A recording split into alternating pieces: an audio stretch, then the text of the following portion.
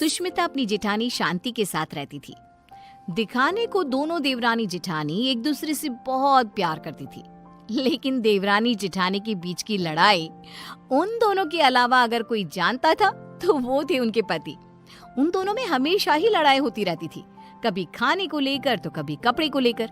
ऐसे ही एक दिन सुष्मिता का पति वरुण अपनी पत्नी और अपनी भाभी शांति से कहता है, सुष्मिता भाभी और भैया, मैं सोच रहा था कि इस घर में एक नौकर रख लेते हैं, क्योंकि इस बड़े से घर में मेरी भाभी माँ और मेरी प्यारी पत्नी के अलावा और कोई नहीं रहता। इस घर की सफाई करने में इन दोनों का कितना समय बीत जाता है, ये हमारे लिए खाना कैसे बना पाएंगी। तो मैं सोच रहा हूँ कि इस घर में एक नौकर को ले आता हूँ। वरुण, आइडिया बुरा नहीं है, लेकिन इन दोनों का झगड़ा देखकर मुझे लगता है कि हमें 2 नौकर रखने चाहिए। भैया, इतना बजट कहाँ है कि हम 2 नौकर रख सके। अरे आजकल नौकर कितने महंगे हो गए हैं। ये बात तो है। ठीक है, फिर 1 नौकर रख लेते हैं। हाँ, इस घर में नौकर ले आओ, लेकिन 1 नहीं 2, क्योंकि जो नौकर मेरा काम करेगा, मैं नहीं चाहती कि वही नौकर मेरी जेठानी का भी नौकर बनकर रहे। हाँ, मैं भी नहीं चाहती कि मेरा नौकर तेरा काम करे। हाँ, तो कह दीजिए ना जेठ जी को कि आपके लिए भी नौकर ले आए वो। हाँ, मेरा पति मेरे लिए नौकर तो ले ही आएगा ना, क्यों नहीं लाएगा। इस तरह दोनों के बीच एक बार फिर से झगड़ा हो जाता है। ये देख वरुण और विक्रम उन दोनों की लड़ाई में ना पड़ते हुए अपने अपने काम पर निकल जाते हैं, और काम पर जाते जाते दोनों भाई आपस में एक दूसरे से बात करते हैं। भैया, अगर यही हाल रहा तो हम लोगों को कभी भी खाना समय पर नहीं मिलने वाला। हाँ, तुम सही कह रहे हो वरुण, इसलिए आज शाम को ही हमें एक नौकर का बंदोबस्त करना होगा। इस तरह विक्रम और वरुण अपने काम पर चले जाते हैं, तो वहीं दूसरी तरफ सुष्मिता और शांति की बहस होती रहती है। वो दोनों अपनी बहस में इतनी मगन हो जाती हैं कि उन दोनों को पता ही नहीं चलता कि कब समय बीत चुका है। ऐसे ही शाम हो जाती है, और शाम के वक्त जब डोरबेल बजती है, सुष्मिता दरवाजा खोलती है। उसके सामने वरुण और विक्रम के साथ एक नौकर दिखता है। उस नौकर को देखकर सुष्मिता वरुण से कहती है, अरे वाह वरुण जी, आप तो आज सुबह नौकर की बात कर रहे थे, और देखो शाम को आप नौकर भी ले आए अपने साथ। पति हो तो ऐसा, वरना ना हो। सुष्मिता की बातें सुनकर शांति का गुस्सा 7वें आसमान पर पहुंच जाता है, जिसके बाद वो अपने पति के ऊपर चिल्लाते हुए कहती है, अजी आप क्यों नहीं लेकर आए? आपको दिखाई नहीं देता मैं कितनी थक जाती हूँ। अरे भाग्यवान, इस नौकर को मैं और वरुण हम दोनों ही लाए हैं। श्याम लाल किसी एक की चाकरी नहीं करेगा, बल्कि वो पूरे घर की सेवा करेगा। हाँ भैया, बिल्कुल ठीक कह रहे हैं। श्यामलाल, किचन ऊपर है, जाकर खाना बना दो। ठीक है साहब। श्यामलाल किचन में जा ही रहा था कि तभी शांति उसे रोकते हुए कहती है, अरे श्यामलाल, पहले तुम मेरा और विक्रम जी का खाना बना देना। इन दोनों को क्या है, इन दोनों का आराम से बनाते रहना, क्योंकि ये लेट नाइट्स होते हैं। ठीक है मैम साहब। अरे ऐसे कैसे? श्यामलाल, पहले तुम मेरा खाना बनाओगे। बेचारा श्यामलाल उन दोनों की बात में फंस जाता है। वो सर पर हाथ रखकर बैठ जाता है, क्योंकि उसे समझ में ही नहीं आ रहा था कि पहले किसका खाना बनाया जाए। ये देख अब विक्रम श्यामलाल का समय फिक्स कर देता है, और अपने समय अनुसार श्यामलाल अपना काम करता है। कुछ दिन तो घर में शांति का माहौल बना रहता है, लेकिन एक दिन श्यामलाल कपड़े धोने के लिए सुष्मिता के पास जाता है और उसे कहता है, बीम साहब, कपड़े धोने के लिए है तो आप मुझे दे दीजिए, मैं अभी आपके कपड़े धो देता हूँ।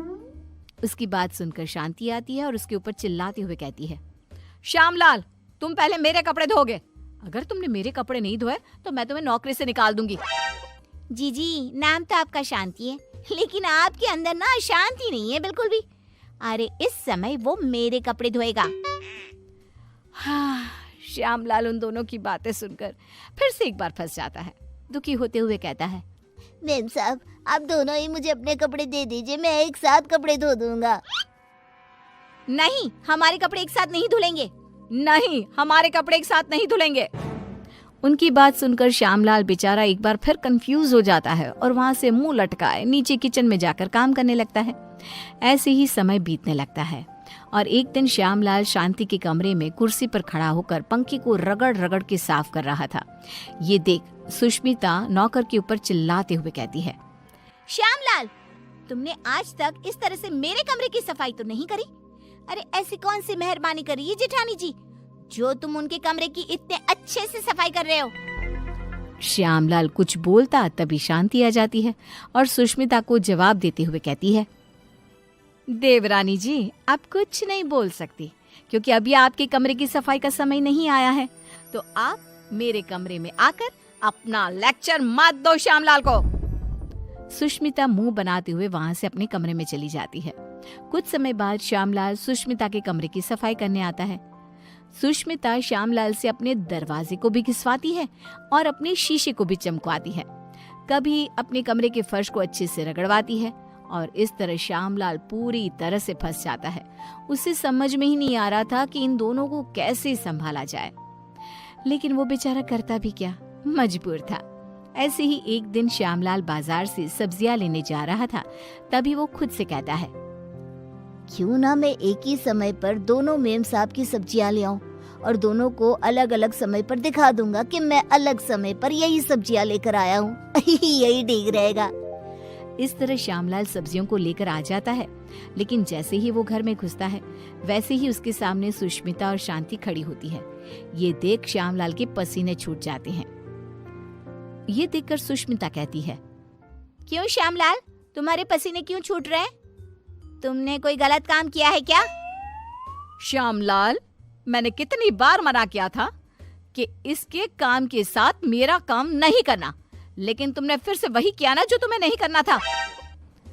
इस तरह दोनों अब श्यामलाल को खरी खोटी सुनाने लगती है और इतना सुनने के बाद कोई नौकर उनके घर में काम कर ले, ऐसा तो हो ही नहीं सकता।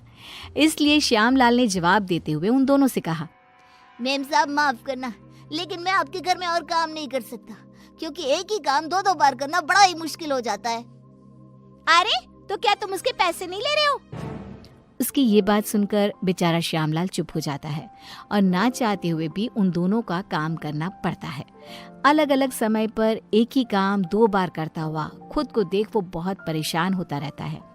परेशान होकर विक्रम और वरुण के पास जाता है और कहता है, साहब मैं और काम नहीं कर सकता, यहाँ एक ही काम 2 बार करना पड़ता है। अरे एक काम अगर कोई 2 बार करेगा तो परेशानी हो जाएगा ना, इसलिए मैंने अब ठान लिया है कि इतने कम पैसों में मैं नहीं काम करने वाला। अगर आपको काम करवाना है तो आप किसी दूसरे नौकर को ढूंढ लो। मैं तो यही सलाह देना चाहूंगा कि आप दोनों अपनी अपनी पत्नियों के लिए अलग अलग नौकर रखना, वरना उस बेचारे का भी मेरे जैसा ही हाल हो जाएगा। इतना कहकर श्यामलाल उनकी नौकरी उनको ही सौंप कर चला जाता है। इस तरह बेचारे वरुण और विक्रम परेशान हो जाते हैं। कुछ समय बाद उन दोनों की पत्नियां हॉल में आती है और अपने पतियों से कहती है, अरे श्यामलाल कहाँ है? अरे श्यामलाल कहाँ है? दोनों भाई एक दूसरे की तरफ देखते हैं और कहते हैं, वो काम छोड़कर चला गया। तुम दोनों ने उसके नाक में दम कर रखा था। अच्छा, तो हम लोगों ने उसके नाक में दम कर रखा था तो तुमने उसको निकाल दिया ना, तो अब इस घर का काम तुम लोग ही करोगे। हाँ, मेरी देवरानी बिल्कुल सही कह रही है, अब इस पूरे घर का काम तुम लोगों को ही करना होगा। इतना कहकर दोनों देवरानी जिठानी चली जाती हैं। अब बेचारे वरुण और विक्रम दोनों को ही घर का काम करना पड़ता है। घर की सफाई, कपड़े धोते, बर्तन धोते और खाना बनाने के बाद बेचारे दोनों ऑफिस जाते।